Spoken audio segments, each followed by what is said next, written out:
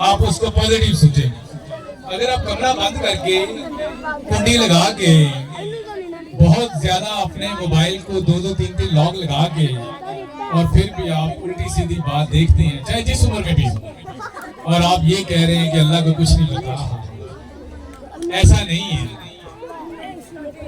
ऐसा नहीं है कि अच्छा नहीं है वो, ऐसा नहीं कि अच्छा नहीं है वो, जैसे मेरा ख्याल है वैसे नहीं है वो। तो अल्लाह ताला यही कह रहा है, जो मैं कह रहा हूँ वो तन्हाई पाक करो। सोशल मीडिया पे तो बड़ा फायदा हुआ है जी, मेरे भी बेशुमार लेक्चर वहाँ पे हैं और भी बहुत सारे लोग हैं। मैं भी यही आपके जज साहब को यही कहूँगा, आप भी अपने यूट्यूब की मीडिया की टीम बनाएं, वहाँ पे लेक्चर अपलोड करें। बहुत ज़्यादा माशाल्लाह काबिल कदर लोग हैं, इनको भी इनवाइट करें, इनके भी तजर्बे से बहुत ज़्यादा बंदा सीखता है। यूट्यूब को जरूर सुना करें, मैं तो उसको बड़ा सुनता हूँ, लेकिन मैंने तो अभी भी बहुत सारे लेक्चर्स मैंने डाउनलोड किए हुए हैं अपने पास, जब जहाँ पे नेट की अवेलेबिलिटी नहीं होती तो मैं कहता हूँ चलो कोई थोड़ा सा मैं कुरान मजीद सुन लेता हूँ। बहुत बड़े बड़े ऐसे ऐसे कारी अब्दुल बासित साहब हैं और बड़े बड़े अल्लाह रब्बुल इज्जत ने ऐसे ऐसे कुरान मजीद के कारी पैदा किए। मैं एक जगह पे इनवाइट था, कुरान मजीद की वो महफिल थी, तो मुझे कारी साहब ने कहा जी आपने जरूर आना है। तो मैंने देखा कि वहाँ पे एक बाबा जी थे, वो जैसे कोई मौलाना साहब कारी साहब तलावत करते थे, वो अपने सर को यूं हिलाते थे। तो मैं सोच रहा था कि या तो इस बाबा जी को कुरान की बड़ी समझ आए या ये अपनी को बात सोच रहा। अच्छा, उसके बाद उन्होंने प्राइज डिस्ट्रीब्यूशन करनी थी, इनाम देने थे, उन्होंने कहा जी सबसे बड़े कारी साहब को बुलाया और वो बाबा जी। तो मैं वहां पे नोट किया कि बाबा जी को कितनी कुरान मजीद की समझ थी, उन्होंने फिर तिलावत भी की। तो मैंने सोचा कि एक बंदा गाने के ऊपर यूं करता है और उसका यूं सर हिलाना भी लिखा जा रहा है, और एक कुरान मजीद के ऊपर नात शरीफ के ऊपर किसी बड़े इंतहाई काबिल कदर मौलाना की तकरीर सुन के भी वो सर हिला रहा है, उसको मजा आ रहा है। तो ये भी चीजें लिखी जा रही है। सोशल मीडिया का भी इस्तेमाल जरूर करें, यूट्यूब भी देखें, कोई भी जो आप समझते हैं आपका सब्जेक्ट है, मैथ है, फिजिक्स है, आप उसको जरूर सुनें और इंशाल्लाह ताला आपको जरूर फायदा होगा, लेकिन पॉजिटिव सेंस में करें, आपको जरूर फायदा होगा। सर बहुत शुक्रिया, आपने माशाल्लाह बहुत बड़े आसान अंदाज में हमारे सवाल का जवाब दिया, बहुत शुक्रिया। अब सवाल के लिए तो सर अब सवाल के लिए एक तशरीफ लेके आएंगे सर अदनान आलम साहब, वो सवाल पूछेंगे। मेरा सर जी ये सवाल है, क्या अच्छे नंबर लेना और यही कामयाबी है, और जो बच्चा कम नंबर भी ले और इखलाक के आला दर्जे या वो ज्यादा पढ़ा लिखा है और जिसको छेड़ते हैं सर जी फरिश्ता ही है, और आप बता दीजिए ये इंसान किस बस्ती में रहते हैं? अच्छा, मुझे एक मेरा दोस्त था, उसका नाम था फारूक। वो मेरे पास आता था, वो मुझे कहता था कि सर मेरी शादी नहीं हो रही, तो मुझे ना रिश्ता ढूंढ के दें। आपके पास बहुत ज्यादा लोग कहने वाले थे, मैंने उनको बड़े रिश्ते दिखाए। अच्छा, अल्लाह की तरफ से हर हवाले से वो बेहतर, लेकिन अल्लाह को मंजूर नहीं हो रहा। आपको पता हर काम का एक वक्त मुकर्रर है। वो मेरे पास आके कहता होता था कि आज सर फलाने मेरे दोस्त की शादी हो गई है, आज इसकी होगी। मैं कहा यार आपकी भी हो जाएगी, कोई मसला नहीं। अल्लाह का करना ऐसा हुआ, उस शादी में मैं भी शरीक हुआ और 1 साल के बाद वो मेरे पास आया, मिठाई लेके कहता है सर अल्लाह रब्बुल इज्जत ने मुझे बाप की नेमत से नवाजा है। मैंने कहा तुम्हारे बाकी दोस्तों को क्या बना? कहता सर उनके भी 4-4, 5-5 साल शादी हो भी, अल्लाह को ये मंजूर नहीं हुआ। तो मैं कहा देखो फिर भी तुम जीत गए हमसे, तो ये अल्लाह की आपने मांगा है, ठीक है। तो नंबर लेना मैं समझता हूँ बड़े जरूरी है, ठीक है। इखलाक भी बहुत जरूरी है, लेकिन अगर ये आप सिर्फ ये कह रहे हैं कि मैं अपना इखलाक अच्छा कर लूँ, जरूर करें, और मैं पढ़ूँ ना, ये भी बात है, ठीक है। आपको एक टाइम टेबल बनाएं कि किस वक्त आपका जो है वो दिमाग काम करता सही है। जैसे मैंने देखा है कि कुछ लोगों को कोई इल्म नहीं होता, वो इतनी बड़ी टेबल के ऊपर कोई 15-20 किताबें लगा के बैठ जाते हैं, उनको यही नहीं पता होता कि उन्होंने पढ़ना क्या। अपने जहन से पूछो कि सुबह मैं 10 बजे, जिस तरह आपकी क्लास में पीरियड होते हैं, सैटरडे संडे को अगर छुट्टी होती है या कुछ भी, मैं किस वक्त क्या चीज पढ़ूं तो मेरा दिमाग सही काम करता है। अपनी वो चीजों को जहन में रखें और नंबर इंशाल्लाह कल आ जाएगा। जो फार्मूला मैंने बताया मैं फिर रिपीट कर रहा हूँ, 100 मरतबा सूरत फातिहा, 100 मरतबा दुरूद शरीफ और 100 मरतबा अस्तगफिरुल्लाह। जो चीजें आपको यकीन करें कि 10-10 घंटों में याद नहीं होती, आप ये काम करके देखें, आपको वही चीजें आधे घंटे में याद होनी शुरू हो जाएगी और गैबी मदद आपके पास आएगी इंशाल्लाह। आप वही फार्मूला है, आपके हर सवाल का जवाब वही है जो मैं आपको बता रहा हूँ। सर मेरा क्वेश्चन ये है कि एक बच्चा क्लास में, कुछ बच्चों में ऐसे बच्चे होते हैं कि जो बिल्कुल डल होते हैं, बावजूद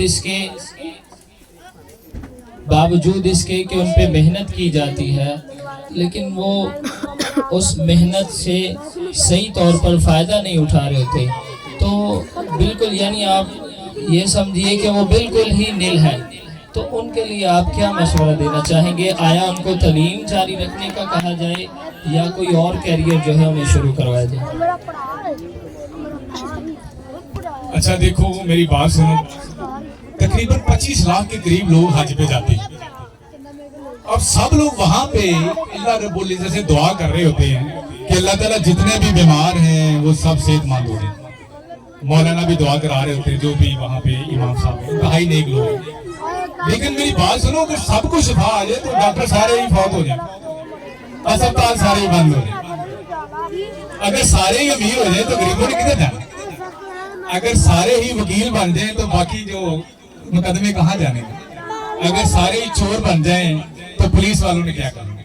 तो ये अल्लाह ताला की अपनी डिस्ट्रीब्यूशन है कि उसने क्या करना है। ठीक है, मैं सर को भी यही कहूंगा कि अगर बच्चा नहीं पढ़ता तो आप भी 100 दफा सूरत फातिहा पढ़ें, आप भी पढ़ें।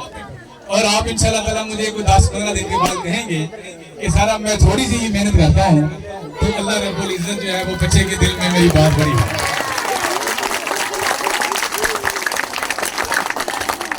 और मुझे भी शेर याद आ गया है, ये भगत कबीर है। इसने देखा बोर्ड का दरख्त बड़ा मजबूत होता है, तना होता है। तो भगत कबीर ने देखा एक किसी शख्स ने बोर्ड के दरख्त को आग लगा दी। बच्चों चुप करो, वरना जरा 2 मिनट बस आखिरी बात। बोर्ड के दरख्त को आग लगा दी। उसने देखा कि बोर्ड के दरख्त के ऊपर कुछ परिंदे बैठे हुए थे। उसने देखा कि वो परिंदे जो है वो वहीं पे बैठे हुए थे। उसने गौर किया भगत कबीर ने, तो वो देखा परिंदों के पर भी सही थे। वो अपने आप से सवाल कर रहा है कि ये क्यों नहीं उड़ रहे? उसने फिर शेर लिखा है कि आग लगी बरत को और जलने लागे पात, यानी कि बोर्ड के दरख्त को आग लगी है और परिंदों के जो पात है, पर हैं, वो जलने लगी। आग लगी बरत को और जलने लागे पात, तुम क्यों बैठे पंछियों जब परन तुम्हारे साथ, क्यों नहीं उड़ रहे?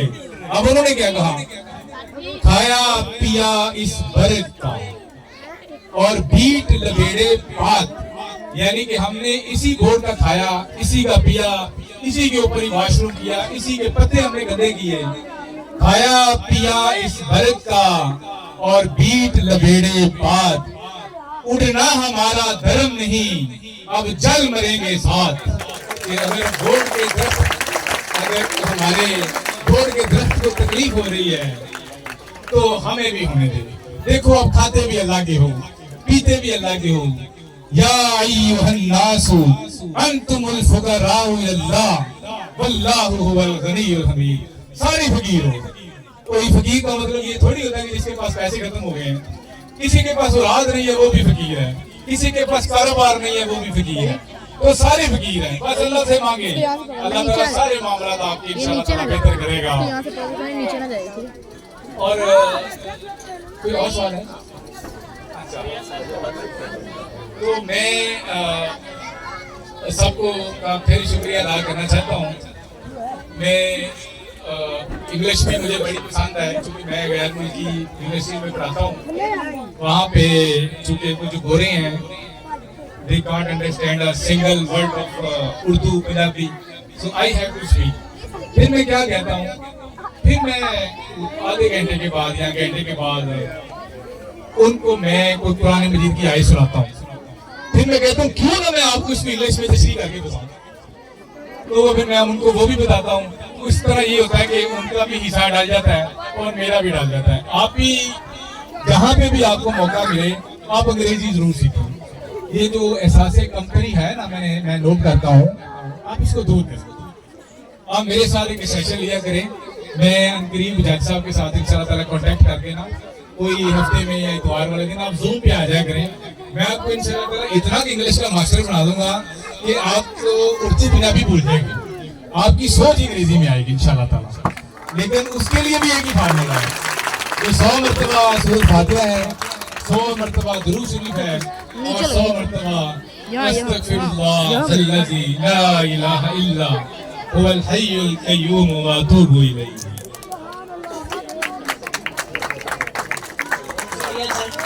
आपने बहुत बड़े आसान अंदाज में हमारे सवालात का जवाब दिया। अभी